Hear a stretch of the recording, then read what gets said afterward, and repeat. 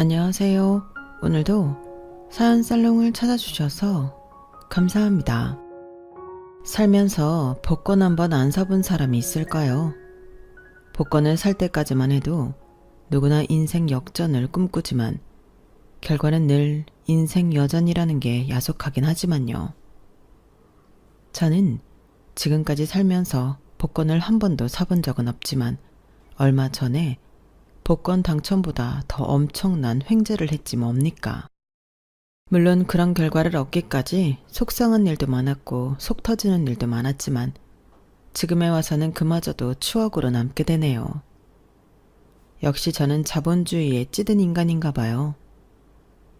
4살 차이 남편과 결혼할 때만 해도 진짜 이 결혼을 해야 하나 싶었어요. 제가 남편보다 고작 4살 많다는 이유로 시어머니부터 시댁 어른들한테 별의 별소리를 다 들었거든요. 너는 전 세계 나라를 구했나 보다. 그러니 4살이나 젊은 남자 만나 살지. 예전 같으면 어림도 없는 일이야. 어디 나이 많은 여자가 나이 어린 남자랑 결혼을 해? 말도 안 되지. 네 주제에 언감생심? 마음씨 어린 우리 상준이나 되니까 늑다리 여자 데리고 살겠다고 저러는 거야. 그러니 운 좋은 줄이나 알고 평생 우리 집에 감사하는 마음으로 살아. 그래, 그건 옳게 말이 맞다. 우리 오빠만 살아있었어도 이 결혼 절대 안 되는 거였어.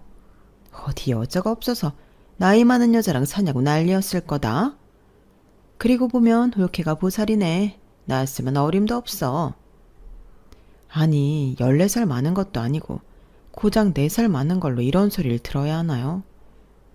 시어머니와 고모님들을 뵙고 온 그날부터 이 결혼에 대해 진지하게 생각하게 된 저는 남편한테 한동안 시간을 좀 갖자고 했어요. 그렇게 떨어져 지내는 동안 주변에서 남자 소개도 많이 들어왔지만 제가 남편이 싫어서 시간을 갖자고 한 게 아니기 때문에 모두 거절했어요. 게다가 그런 식으로 다른 사람을 만나는 건 양다리를 걸치는 거나 뭐가 다른가 싶었거든요. 헤어질 때 헤어지더라도 양심의 가책을 느낄 일은 만들지 않는 게 나을 것 같았어요. 그게 3년 넘게 사귄 사람에 대한 예의라고 생각했거든요. 그런데 글쎄 남편은 이런 저랑 다르게 떨어져 있는 기간 동안 3번이나 선을 봤지 뭐예요. 물론 어머님의 강요 때문이라곤 하지만 그래도 배신감이 느껴지는 건 어쩔 수 없었어요. 차라리 말을 말지 그랬어. 그랬으면 내가 모르고 넘어갔을 텐데. 뭐하러 매번 선볼 때마다 나한테 문자를 하냐고. 사람 놀리는 거야 뭐야? 말 안 하고 선보는 건 자기를 속이는 짓이잖아. 난 그러고 싶지 않아. 엄마가 하도 닥달하셔서 형식적으로 나가는 자리긴 했어도 자기를 두고 선을 보는 거 욕먹더라도 솔직하게 낫다고 생각해. 솔직한 건지 미련한 건지 모르겠지만 마음 한편으로는 안심이 되는 거 있죠. 이 남자는 결혼을 한 이후에도 욕먹을 각오를 하고 모든 걸 내게 말해줄 사람이구나 생각됐으니까요. 남편은 3번의 선을 봤지만 모두 퇴짜를 놓았어요. 처음부터 그럴 생각으로 나간 자리였다고 하더군요. 이렇게라도 하지 않으면 언미 포기하지 않을 것 같았다나요. 아무튼 남편의 그런 계획이 성공한 건지 어쩐지는 잘 모르겠지만 연이은 선짜리 파토는 어머님의 마음을 흔들긴 한 모양이었어요. 저를 다시 한번 만나보겠다고 하셨거든요. 일전에 찾아뵀을 때는 조신하게 보일 생각에 제가 너무 수수하게 하고 나가서 그런가 제 나이보다 더 많게 보신 것 같길래 이번엔 조금 화려하게 꾸미고 나갔어요. 제가 가지고 있는 유일한 명품백도 들고 나갔어요. 원래는 사치스러운 여자라는 이미지로 보일까봐 저렴한 백으로 들고 나갈까 했는데 하필 옷하고 색상이 안 맞아서 명품백을 선택한 거였어요. 그런데 이게 신의 한 수가 될 줄 누가 알았겠어요? 어머, 그 백 넘버가 땡땡땡땡땡 아니니? 나도 그거 사려고 오픈런까지 했는데 결국 못 샀잖니. 넌 그거 어떻게 구했니? 아, 전에 파리 출장 갔다가 현지 본점에서 샀어요. 텍스 리펀드까지 받을 수 있어서 한국에서 사는 것보다 훨씬 저렴하게 살 수 있었거든요. 그래? 예. 너 해외 출장 자주 가니? 아무래도 업무상 2달에 한 번꼴은 나가게 되는 것 같아요. 그 말에 어머님은 얼굴에 화색을 띠며 엄청 좋아하셨어요. 그러면서 식사를 마치고 일어나려는데 그러시더라고요. 예, 혹시 그 가방 칠르거든 나한테 되팔아라. 내가 중고 시세보다 잘 쳐줄게. 아니다, 네가 산 금액 그대로 다 쳐줄게. 어때? 나한테 팔지 않을래? 그 말의 순간 머릿속이 복잡해졌어요. 저야 굳이 모델 백을 들어야 할 이유가 없기 때문에 팔아도 상관은 없지만 시어머니들 분한테 돈을 받고 판다는 게 좀 그렇잖아요. 그렇다고 그냥 드리기에는 너무 아까웠어요. 수백만 원을 주고 사서 고작 3-4번 들은 백이니까요. 그래서 대답을 못하고 망설이고 있는데 어머님이 제 눈치를 살피시곤 그러시는 거예요. 너 잠깐만 여기 있어봐. 나 옆에 잠깐 갔다 올게. 그렇게 밖으로 나가신 어머님은 10분 정도 지나 다시 돌아오셨어요. 헐레벌떡 달려오셨는지 숨을 몰아쉬며 제 앞에 봉투를 내미셨어요. 모 은행 로고가 찍힌 돈 봉투더라고요. 너 보니 갈등하는 것 같길래 혹시라도 네 생각이 바뀔까 해서 근처 ATM에서 돈 뽑아왔다. 네가 얼마 주고 샀는지는 모르겠지만 한국에서 팔던 시세대로 넣었으니 아쉽지는 않을 거다. 어때? 그 가방 나한테 넘길 거지? 지금까지 봤던 어머님과 다르게 생기 넘치고 초롱초롱한 눈으로 제 앞에 서 계시는데 그 모습에 닭살이 올랐어요. 도대체 이 백이 뭐라고 이렇게 열정적으로 변하신 건지 저로서는 이해가 안 갔어요. 결국 그날 저는 어머님께 제 백을 팔았고 백 안에 들어있던 제 소지품은 식당에서 얻은 검은 봉지에 담아 집에까지 들고 왔어요. 어머님이 주신 돈 봉투에는 정말 제가 샀던 금액보다 훨씬 많은 금액의 돈이 들어있었어요. 본의 아니게 명품 리셀러가 되는 바람에 기분은 좀 그랬지만 생각지도 못했던 그 일 덕분에 저희는 결혼 허락을 받을 수 있었어요. 친한 직장 동료한테 이 얘기를 했더니 저만큼이나 황당하다는 반응을 보이더라고요. 아니, 명품백을 사드린 것도 아니고 명품백 리셀을 해드린 걸로 결혼 허락을 받았다고? 난 또 이런 경우는 처음이네. 얼마나 대단한 백이길래 그래? 혹시 연예인들도 쉽게 못 산다는 에르메스 벌킨이야? 아니야, 내 주제에 그런 백을 어떻게 사. 그냥 조그만 샤넬 백이야. 그러니까 더 황당하고 이해가 안 간다니까. 혹시 나한테 주신 그 돈 다시 돌려드려야 하는 걸까? 아무래도 찜찜해서 말이야. 그러자 동료가 그건 아니라고 하더라고요. 저희 시어머니가 명품을 좋아하시는 분 같으니까 차라리 명품 소품을 하나 사드리라고 했어요. 그래서 어차피 제가 백을 되팔고 남은 차액이 있으니 차라리 그 금액에 상응하는 지갑을 사드리기로 했어요. 파리 출장 때 명품 백을 사본 것 빼고는 한국에서 명품을 구입해 본 적이 없는 저로서는 명품 매장 문을 열고 들어가는 것 자체가 비현실적으로 느껴졌어요. 거기서 매장 직원의 도움을 받아 지갑을 구입해 집에 돌아왔는데 여기서 의도치 않은 오해가 생겨버렸지 뭐예요. 지갑이 담긴 명품 종이백을 제 책상 위에 놓아두고 샤워를 하러 간 사이에 엄마가 제 방에 들어와 그걸 보셨던가 봐요. 마침 엄마 생신이 며칠 뒤여서 엄마는 그게 엄마 생일 선물이라고 생각했던 거죠. 정작 제가 준비한 엄마 선물은 현금 20만 원이었는데 말이에요. 엄마 생신날 생일 케이크와 함께 선물로 돈 봉투를 내밀었더니 엄마가 한사코 사양하시며 그러시는 거예요. 야, 네가 무슨 돈이 있다고 선물도 사고 돈까지 주니? 샤넬에서 샀으면 모르긴 해도 엄청 비쌌을 텐데. 어? 샤넬? 그거 엄마 선물 아닌데? 제 말에 엄마는 살짝 실망하는 표정이었어요. 그러자 아빠가 얼른 분위기를 바꾸려 장난을 치시더라고요. 아, 이 사람이 당신이 명품인데 그깟 샤넬이 뭔 대수야. 샤넬백을 한 트럭 가져와봐. 내가 당신이랑 바꾸나. 그러자 엄마가 피식 웃으시며 그러셨어요. 아유, 말은 잘해요. 하긴 샤넬백이 있어도 문제야. 그 백 들려면 옷도 사야지 구두도 사야 되는데 그게 돈이 얼마야? 차라리 그럴 돈 있으면 한우나 사서 우리 식구 실컷 먹이는 게 낫지. 난 샤넬보다 현금이 최고다. 말은 그렇게 하셨지만 엄마도 여잔데 왜 명품 백이 탐나지 않겠어요. 비록 시어머니께 드릴 게 백이 아닌 지갑이긴 했지만 그래도 내 엄마한테는 한 번도 해드린 적 없는 선물을 남의 엄마한테 하려니 속이 쓰리고 서글펐어요. 며칠 뒤 저한테 명품 지갑을 선물 받은 시어머니는 제 기대와 달리 뜨뜻미지근한 표정을 지으셨어요. 나 그거 있는데. 암튼 네가 생각해서 준비한 선물이니 잘 받을게. 야, 그런데 말이야. 다음엔 나한테 물어보고 사. 그래야 이번처럼 겹치는 일이 없지. 알았지? 그 말에 차라리 우리 엄마 생신 선물로 드렸으면 좋았을걸 하고 후회를 했어요. 그래서 다음엔 꼭 우리 엄마한테도 명품 백을 사드려야겠다고 다짐했어요. 본격적으로 결혼 준비를 하면서 제가 특히 걱정했던 건 예단이었어요.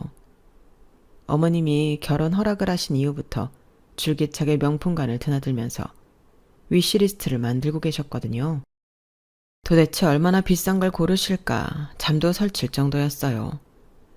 거기다 주변 사람들 말로는 아주버님과 형님 선물, 거기다 가까운 친인척 선물까지 준비해야 한다고 해서 혼수 비용보다 더 나가는 게 아닌가 하는 걱정이 들더라고요.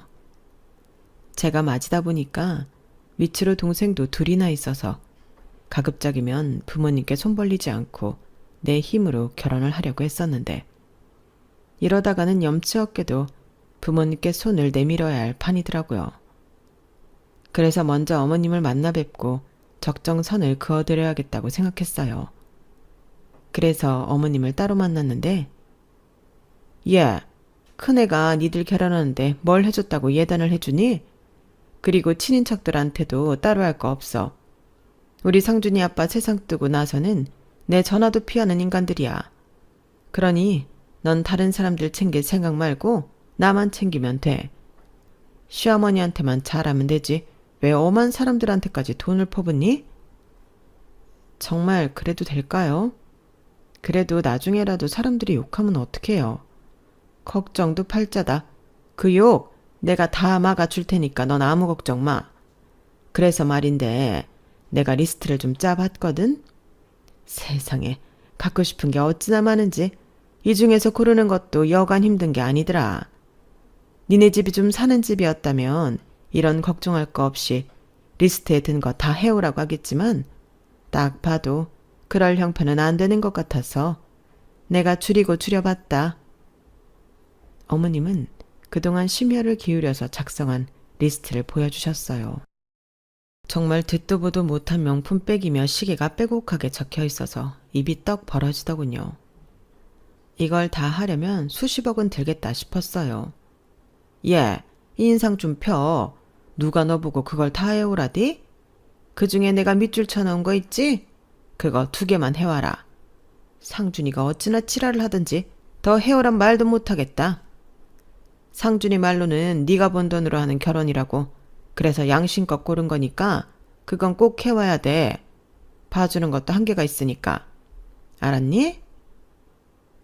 그날 어머님이 예단으로 해오라고 하신 명품은 어머님 말씀대로 생각보다 저렴한 것들이었어요. 2개 다 해서 500이 조금 안 되겠더라고요. 예단비 없이 그걸로 퉁치시겠다고 하셨기 때문에 저로서는 놀란 가슴을 진정시킬 수 있었어요. 그런데 상견례를 하면서 느낀 건데 어머님이랑 아주버님네가 사이가 안 좋은 모양이더라고요. 아주버님 내외는 상견례 때 와서도 어머님과는 눈도 마주치지 않았거든요. 저희 부모님과 저희 부부한테는 살갑게 대해주셨지만요. 남편 말로는 아주버님 내외와 어머님이 몇 번 크게 다툰 적이 있었는데 2년 전부터는 거의 연락도 끊고 살 정도로 사이가 멀어졌다고 하더라고요. 남편이 자세히 말해주진 않았지만 모르긴 해도 고부간의 갈등이 아니었을까 생각했어요. 나중에서야 그게 아니라는 걸 알게 됐지만요. 이듬해 봄, 조금 구차한 기분과 구겨진 자존심을 안고 저는 남편과 결혼할 수 있었어요. 내가 이렇게까지 하면서 이 남자랑 결혼해야 하나 했던 생각은 신혼생활을 시작하면서부터 싹 사라져버렸어요. 남편이 저한테도 그렇고 특히 저희 부모님한테 정말 잘했거든요. 그래, 내가 시댁에서 좀 쭈구리가 되면 어떠냐? 내 부모가 사위한테 대접받고 살면 되지. 이런 생각이 들더라고요. 하지만 이런 결심이 하루가 다르게 무너지곤 했는데 그건 바로 시어머니 때문이었어요. 시어머니께서 명품을 좋아하시는 건 알았지만 그게 돈은 넘더라고요. 시댁에 보면 방 하나가 죄다 명품이었어요. 옷이며 액세서리는 물론 백에 구두, 그 밖에 자잘한 소품까지. 이거야말로 명품관이 따로 없었죠. 그런데도 어머님의 명품 사랑은 식을 줄 몰랐고 매달 명품 사느라 긁은 카드값 막느라 난리였어요. 처음엔 그 정도로 심각한지 몰랐던 저로서는 어머님의 급전 부탁을 거절할 수가 없었어요. 야, 내가 급하게 돈이 좀 필요해서 그러는데 500 정도 보내줄 수 있니? 500이요? 어머님, 혹시 무슨 일 있으세요? 갑자기 500이나 필요하다시니까 걱정이 돼서요. 얘는 참 뭘 그런 것까지 묻고 그러니? 내가 오죽하면 시집 온 지 한 달밖에 안 된 너한테 돈 부탁을 하겠어. 중요하게 쓸 일이 있으니 그러는 거지. 암튼 내가 오래 통화는 못한다. 문자로 계좌번호 보낼 테니까 그리로 바로 좀 입금해라. 전화를 끊고 혹시나 해서 남편한테 전화를 했어요. 어머님한테 무슨 일이 있는 건 아닌지 걱정도 되고 해서요. 그런데 하필 남편이 회의에 들어가 있어서 통화가 안 되더라고요. 1시간가량 기다리고 있었는데 그러는 와중에도 어머님한테 닥달 전화가 3번이나 왔지 뭐예요. 더는 미룰 수 없어서 할 수 없이 500만 원을 보내드렸어요. 그 돈은 제가 엄마 환갑 때 생애 첫 명품백을 사드리려고 몇 년간 따로 모아둔 돈이었지만 일단 급한 불부터 끄고 보자 싶었거든요. 그런데 회의를 마치고 뒤늦게 전화를 한 남편이 그 얘기를 듣고는 대뜸 화부터 내지 뭐예요. 아니, 그 큰 돈을 엄마한테 주면 어떡해? 어머님이 급하다고 그러시는데 그럼 어쩌라고. 자기는 회의 들어가서 연락도 안 되고 어머님은 10분이 멀다 하고 전화해서 닥달이신데 나보고 어쩌라고. 그러자 남편은 숨을 고르더니 미안하다고 사과를 하더군요. 그러면서 자기가 나한테 화가 나서 그런 게 아니라 어머님한테 화가 나서 그런 거라고 자초지종을 설명했어요. 그 말을 듣고 나니 이번엔 제가 화가 나더라고요. 뭐? 명품 사느라 긁은 카드 할부금이라고? 아니 도대체 얼마나 샀으면 할부금이 한 달에 500이나 나와. 한두 번이 아니었어. 예전엔 형수님한테 툭 하면 카드값 대납해달라고 그러셔서 형수님이 몇 번 내주셨는데 그런 요구가 끝도 없이 이어지니까 형이 나서서 대판 싸우고는 연락도 않고 살게 됐어. 며칠만 쓰고 주겠다고 해놓고는 갚을 생각도 안 하시는데 내가 형이라도 화나지. 그 말을 들으니 손끝이 덜덜 떨렸어요. 어머님께 보내드린 500만 원을 다시 돌려받을 수 없다는 얘기였으니까요. 그럼 어떡해. 그 돈 내가 엄마 환갑 때 명품백 사드리려고 모은 돈이란 말이야. 너무 화가 나고 어이가 없어서 나도 모르게 닭똥 같은 눈물이 뚝뚝 떨어졌어요. 어머님께 명품백은 허영을 채울 수많은 요소 중 하나겠지만 저희 엄마한테는 단 한 번도 가져보지 못한 귀한 선물이었거든요. 그런데 그걸 어머님 입에 덜컥 털어 넣었다는 생각을 하니 미칠 것 같았어요. 내가 어떻게든 장모님 명품백을 해드릴 테니까 너무 걱정하지 마. 그리고 앞으로는 엄마가 전화해서 돈 얘기 꺼내면 나랑 얘기하라고 하곤 끊어. 내 선에서 처리할 테니까. 알았지? 남편이 말은 그렇게 했지만 솔직히 하나도 위안이 되지 않았어요. 부부 사이에 네 돈 내 돈이 따로 없는 거라서 500만 원을 홀라당 날려먹었다는 사실에는 변함이 없으니까요. 그래도 남편은 저한테 했던 약속을 지켜주었어요. 저희 엄마 환갑 때 명품백을 사왔거든요. 혹시 카드 할부로 산 게 아닐까 했는데 알고 보니 남편이 그 돈을 마련하려고 아르바이트를 했더라고요. 친한 선배들한테 부탁해서 외주 작업을 맡게 됐고 2달 가까이 주말에 쉬지도 않고 일을 한 덕에 마련한 귀한 돈이었죠. 자기 엄마 때문에 날린 돈이니 우리 생활비가 아닌 부업으로 채워야 하는 게 맞는 거라고 그러는데 고맙기도 하고 미안하기도 했어요. 사위 덕분에 생애 첫 명품백을 받게 된 엄마 얼굴에는 연신 웃음이 끊이지 않았어요. 혹시라도 흠집이 생길까봐 바닥에도 내려놓지 못하고 무릎 위에 가지런히 올려놓은 채 좋아서 어쩔 줄 몰라 하시더라고요. 저렇게 좋아하시는데 딸이 돼서는 진작 사드리지 못한 게 미안할 정도였어요. 딸보다 사위가 낫다는 생각이 들 정도로 그날 남편 덕분에 엄마는 행복한 하루를 보낼 수 있었어요. 그런데 그런 기쁨도 잠시. 시어머니의 전화 한 통에 제 기분이 시궁창에 처박혔지 뭐예요. 너 아주 웃긴다. 나는 너 생각해서 너 시집 올 때 싸구려 백이랑 선글라스 하나 해오라고 했던 건데 넌 내 아들 꼬셔서 네 엄마한테는 비싼 백을 선물하게 했더라. 이래서 며느리는 딸이 될 수 없다는 거야. 어떻게 지 엄마한테는 돈 안 아끼고 시애미한테는 그렇게 야박하게 굴 수 있는 거니? 그리고 말이 났으니 말인데 사부인한테 명품백이 어울리기나 하니? 태지목에 진주목걸이지. 명품백은 나처럼 품이 있는 사람이나 드는 거라고. 그 말을 듣는데 순간 화가 치밀었어요. 무슨 말을 그렇게 하세요. 그리고 어머님, 잊으신 모양인데요. 불과 몇 달 전에 어머님이 저한테 500만 원 받아가신 거 기억 안 나세요? 어머님이 하도 급하다고 하셔서 보내드린 그 돈이 저희 엄마 환갑 선물 살 돈이었어요. 평생 명품백은커녕 20만 원 넘는 백 하나 가져본 적 없는 저희 엄마한테 생애 처음으로 명품백 사드리려고 제가 수년간 모았던 돈이라고요. 어머님한테는 푼돈처럼 느껴질지 모르겠지만 저한테는 엄청난 돈이었단 말이에요. 그런 돈을 빌려가 놓고 어머님이 10원짜리 하나라도 갚으셨어요? 제가 돈 달라고 할까봐 연락 딱 끊으시고 제 전화도 안 받으셨잖아요.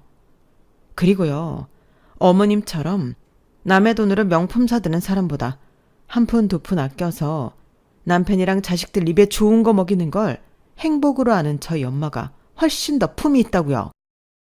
그러자 어머님은 수화기 너머로 씩씩대시며 푸념을 하셨어요.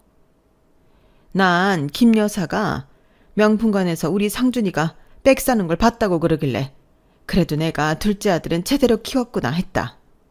어릴 때부터 지영이랑 다르게 엄마한테 살갑게 굴던 아들이라서 그 백을 다른 사람한테 줄 줄은 전혀 몰랐다고. 그런데 세상에 나한텐 구두 한 짝 사준 적 없는 놈이 장모한테 그 비싼 걸 선물했다니까 내가 속이 어떻겠니? 너라면 좋은 소리가 나가겠냐고. 내가 말을 심하게 한 건 있지만 그래도 너도 그러면 안 되는 거다. 어머님은 한참을 넋두리를 하시며 눈물 콧물을 빼셨고 그 얘기를 듣고 있어야 하는 저는 미칠 지경이었어요. 1시간 넘게 어머님의 일방적인 하소연을 들어야 했던 저는 통화를 마치자마자 소파에 쓰러지듯 누워버렸어요. 기가 쏙 빠져버렸거든요. 그런데 옆에서 그런 저를 본 남편이 그러더라고요. 엄마가 처음부터 명품에 정신 못 차리던 사람은 아니었어. 우리 아빠가 살아계실 때 엄청 바람을 피우셨거든. 엄마 말로는 엄마 몰래 내 언니를 신혼여행까지 데리고 갔다고 그러더라고. 시어머니 시집살이에 남편의 외도까지 엄마가 상처를 많이 받고 힘들어하셨어. 그러다가 하루는 백화점에서 평소 비싸서 쳐다보지도 않았던 반지를 하나 샀는데 그걸 볼 때마다 그렇게 통쾌하고 기분이 좋더란 거야. 그때부터 아빠가 바람을 피울 때마다 엄마는 아빠 월급으로 명품 백도 사고 구두도 사고 목걸이에 반지까지 사치를 부리기 시작하셨어. 아빠는 당신이 저지른 죄가 있으니 뭐라고 말도 못하고 있었고, 그렇게 시작된 엄마의 명품 쇼핑은 아빠가 돌아가신 이후에도 이어졌어. 이젠 아주 중독이 돼버린 거지. 신상이 나오면 안 사고는 못 배기는 거야. 그 바람에 아빠가 유산으로 남겨준 상가도 팔아먹고 양평 땅까지 팔아치웠는데도 아직도 허기가 가라앉지 않는 모양이야. 형은 이런 엄마를 정신병원에 보내야 한다고 그러는데 솔직히 나는 그렇게는 못하겠어. 내 엄마니까. 남편 말을 듣고 나니 이런 얘기를 담담하게 하는 남편도 가엾고 어머님도 불쌍하게 느껴졌어요. 원래는 저도 형님처럼 어머님과 연락을 끊고 살겠다 생각했었지만 도저히 그렇게는 못하겠더라고요. 그건 어머님을 위해서가 아니라 오로지 내 남편을 위해서였어요. 이런 제 마음을 아는지 모르는지 어머님은 매 순간 저를 시험하듯 일을 벌였고 돈 문제로 툭하면 저랑 실랑이를 벌이셨어요. 그래도 그때까지는 어머님의 재정 상태가 어느 정도 심각한지 몰랐기 때문에 그때그때 성질은 내도 큰 걱정은 안 했었는데 우리도 모르는 사이에 엄청난 일이 벌어지고 있었더라고요. 뭐? 어머님 집이 경매에 넘어갔다고? 어쩌다가? 하루아침에 날아든 이 소식에 저도 남편도 놀랄 수밖에 없었어요. 그동안 어머님은 카드값을 갚기 위해 집을 담보로 대출을 받고 심지어 사채까지 끌어 쓰셨더라고요. 그러다 더는 감당이 안 되는 상황까지 오게 됐고 결국 집이 넘어가게 된 거였죠. 당장 어머님이 살 집을 구해야 해서 남편이 아주버님께 연락을 했지만 돌아오는 건 싸늘한 거절뿐이었어요. 그러게 내가 진작에 정신병원에 입원시키자고 그랬지? 술이나 도박 중독만 중독이 아니라고 그렇게 얘기했는데 네가 뭐라 그랬어? 그래도 엄마인데 어떻게 그러냐고 반대했잖아. 네가 자초한 일이니까 네가 알아서 해. 난 엄마한테 받을 것도 줄 것도 없는 사람이니까. 결국 남편은 제게 눈물의 호소를 했어요. 시어머니를 모시어 월세방이라도 구하게 해달라고 말이에요. 당장 우리 둘 다 수중에 가진 돈이 없기 때문에 직장인 대출을 받아서 보증금을 마련해야 하는 상황이었거든요. 저 모르게 할 수도 있었을 텐데 남편은 제 허락을 받고 일을 진행하고 싶다고 했어요. 어머님이 벌인 짓은 이해가 안 되지만 그렇다고 반대를 할 수는 없었어요. 저도 한 집안의 딸인 것처럼 남편도 어머님한테는 아들이니까요. 그래서 그렇게 하라고 했어요. 그런데 이런 와중에도 어머님은 죽어도 투르면 돼야 한다고 고집을 부리시지 뭐예요. 우리 애기들 놓을 방이 따로 있어야 한단 말이야. 가죽 제품들이 많아서 온도 습도 맞아야 되는데 어떻게 원룸에서 사니? 엄마, 지금 그깟 백이랑 구두가 중요해? 엄마 살 방 한 칸도 못 구하는 처지에 그딴 게 무슨 소용이냐고. 그렇게 명품이 중요하면 그거 팔아서 엄마 살 집 구해. 나도 더는 못하겠으니까.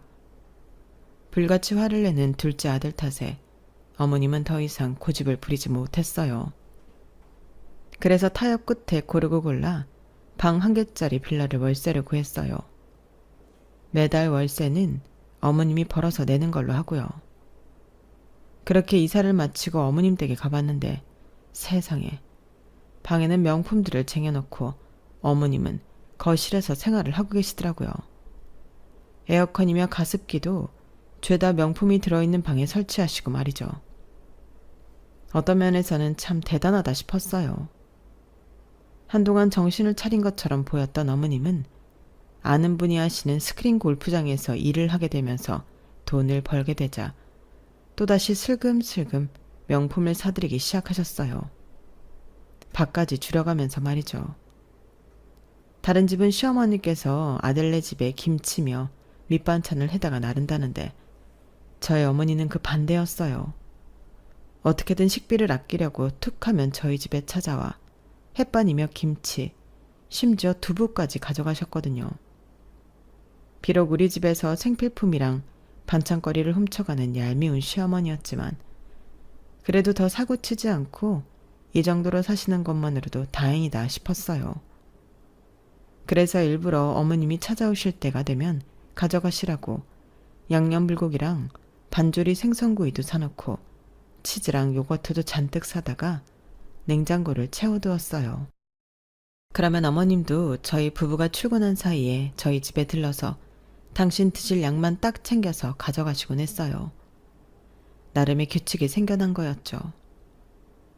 그런데 이제는 어머님과 얼마만큼의 거리를 둬야 할지 알게 됐던 시점에 어머님이 세상을 떠나버리셨지 뭐예요. 명품 좋아하는 어머님이 아니랄까봐 월급을 받자마자 점심시간에 백화점에 들러 벼르고 벼르던 명품 지갑을 사서 돌아오시던 길에 교통사고를 당하신 거예요.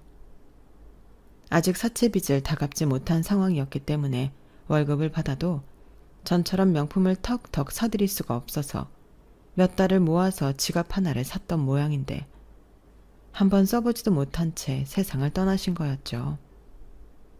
저희 부부는 연락을 받고 바로 병원으로 달려갔고 거기서 남편은 아주버님한테 전화를 했어요. 그런데 아직 사채빚도 못 갚았다며 몇 달 전에 엄마가 전화해서 이번이 마지막이라고 3천만 원만 해달라고 그러더라. 죽을 때까지 정신을 못 차렸어. 장례식장에 빚쟁이들도 올 텐데 장례식을 꼭 해야겠니? 그냥 화장해서 바다에 뿌리던 하고 끝내자. 형, 그걸 말이라고 해? 그래도 엄마인데 어떻게 이럴 수가 있어. 그동안 하도 당해서 그런다. 누군 처음부터 이랬는 줄 알아? 내 말대로 하기 싫으면 하지 마. 대신 나도 집사람도 장례식장엔 안 갈 테니까 앞으로 전화하지 마. 그리고 너도 그러고 있지 말고 빨리 상속 포기 절차나 밟아. 안 그랬다간 엄마가 남긴 사채빚까지도 안게 될 테니까. 전화를 끝으로 아주버님 부부는 정말 장례식장에 나타나지 않았어요. 그리고 아주버님 말대로 사채업자들이 장례식장에 찾아와 저희 부부한테 남은 빚을 갚으라고 통보하고 갔고요. 장례식장에 조문객이 그리 많지 않아서 장례 비용으로도 꽤 돈이 나간 판에 사채비까지 떠맡게 되니까 좀 화가 나긴 하더라고요. 그래도 남편을 생각해 어머님이 마지막 가시는 길은 좋은 얼굴로 보내드리려고 노력했어요. 장례식을 마치고 어머님이 사시던 집을 정리하러 갔어요. 빨리 집을 정리해야 보증금을 빼서 사채를 갚을 수 있었으니까요. 집에 살림이 별로 없어서 남편이랑 둘이 차에 싣고 몇 번 왔다 갔다 하며 집 정리를 끝내려고 했는데 꼭 닫혀있는 방문을 열어보고는 그게 불가능하다는 걸 알게 되었지 뭐예요. 세상에, 방에 온갖 명품들이 가득 들어있지 뭐예요. 이 많은 명품들을 나르려면 이삿짐 트럭을 안 부를 수가 없겠더라고요. 문제는 그걸 다 어디에 갖다 놓느냐였어요. 저도 사람인지라 값비싼 명품들을 보고 탐이 안 날 수가 없더라고요. 그래서 하나도 빠짐없이 집으로 가져가고 싶었지만 가져간다 해도 놔둘 공간이 없는데 어쩌겠어요. 그래서 생각 끝에 남편한테 중고로 팔자고 했어요. 당근에 올려서 하나씩 팔아봤자 힘만 드니까 업체에 연락해서 전체 견적을 받아보라고 말이죠. 사실 그때까지만 해도 이게 돈이 되긴 하겠지만 그리 큰 액수가 될 거란 생각은 안 했어요. 일단 매장에서 사온 이상 다 중고였으니까요. 그랬는데 기적이 일어났지 뭐예요. 와, 여기 아주 노다지 밭인데요. 이걸 다 어떻게 모으셨어요? 박스 포장 그대로 상태도 너무 좋고요. 희귀템까지 있어서 저 혼자 결정할 수가 없겠어요. 일단 다른 업체엔 알리지 마시고요. 이틀만 시간을 주세요. 제가 대표님이랑 상의해서 가격 제대로 쳐드릴 테니까요. 업체 직원은 호들갑을 떨며 연신 감탄사를 내뱉었고 그 모습을 보고는 우리 생각보다 조금 더 받을 수 있겠다고 안심했어요. 저희 부부가 원했던 예상 금액은 다 해서 7천만 원 정도였거든요. 그런데 맙소사. 이틀 뒤 업체 직원을 통해 들은 금액이 도합 7억 8천만 원이더라고요. 솔직히 그 말을 듣는데 심장이 바닥까지 떨어졌다가 튕겨서 구름 위로 올라온 기분이었지만 티를 안 내려고 애써가며 일단 다른 업체에도 견적을 받아본 뒤 다시 연락하겠다고 했어요. 그랬더니 직원이 다급하게 그러는 거예요. 견적 받아보고 자신들한테도 한 번 더 기회를 달라고 말이죠. 7억 8천이라는 액수를 들은 우리 부부는 기가 막혀서 헛웃음밖에 안 났어요. 어머님이 그렇게 애지중지하시더니 그럴만 했구나 싶더라고요. 이후 몇 군데 업체에 견적 의뢰를 했고 그렇게 선택한 업체는 처음 견적을 받았던 곳이었어요. 하지만 금액은 처음 제시받았던 거에서 1억 2천이 오른 9억이었어요. 다른 업체에서 8억 8천까지 제시하길래 첫 번째 업체에 금액을 알려줬더니 바로 다음 날 9억을 부르더라고요. 명품들을 사 모으느라 어머님이 상가도 날리고 집도 날린 걸 생각해도 이건 남는 장사임에 틀림없었어요. 이래서 사람들이 명품 재테크를 하는가 보다 생각했어요. 어머님의 명품들 중 제가 가지고 싶었던 건 몇 개를 뺐기 때문에 그 가격을 제한 금액을 업체로부터 입금 받았어요. 하루아침에 복권 당첨보다 더 큰 횡재를 하게 된 우리 부부는 아직도 기분이 얼떨떨하기만 해요. 사실 아주버님이 장례식을 앞두고 상속 포기를 한다고 했을 때 저도 흔들렸었거든요. 그런데 남편한테 미안해서 그러자는 말만 못했을 뿐이었죠. 만약 그때 그렇게 상속 포기를 했더라면 오늘 같은 횡재는 없었겠죠. 이번 일을 겪고 나니 세상은 참 살고 볼 일이라는 생각이 드네요. 혹처럼 느껴졌던 어머님의 보물들이 알고 보니 금은보화가 가득한 도깨비 주머니가 되었으니 말이에요. 어쩌면 이게 어머님이 노렸던 큰 그림이 아닌가 생각하며 사연을 마칩니다. 지금까지 제 사연을 들어주셔서 감사합니다. 오늘보다는 내일이 더 행복한 그런 분들이 되시길 바랍니다. 여러분, 사연 댓글에 응원과 현명한 조언 부탁드려요. 좋아요와 구독은 저에게 큰 힘이 됩니다. 오늘도 좋은 일 가득하세요.